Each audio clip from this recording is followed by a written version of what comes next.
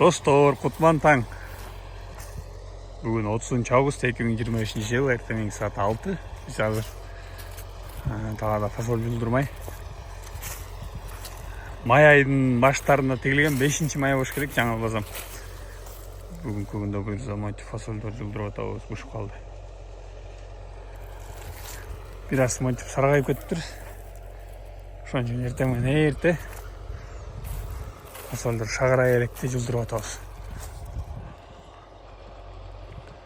Техниканын өнүккөнүнө шүгүр деп атабыз да, мисалчы.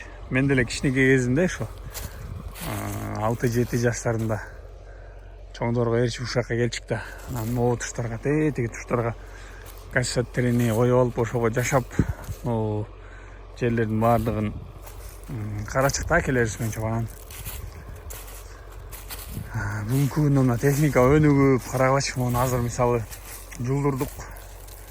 Бир 10-15 күн жатса, кургазанан кайра эле техника келип чабат. Анан жыйнап алабыз. Ошол достор, Аллах береке берсин.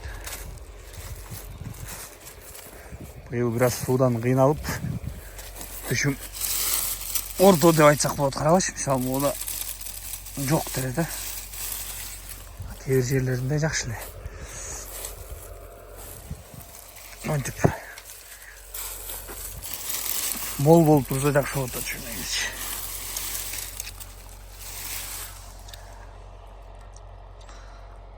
Талашка солон болуп таң атып келе жатыр достор.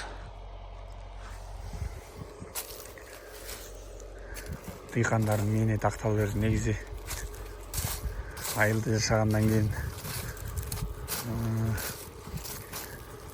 айыл чарба багытында иштери көп кылат дыйкандарчы. Ол жактардын баардыгы ошо талааларда. Ошо баардык дыйкандардын мээнети акталсын.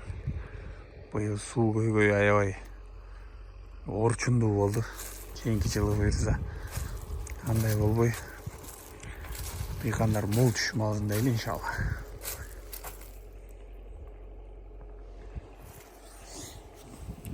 Ассаламу алейкум.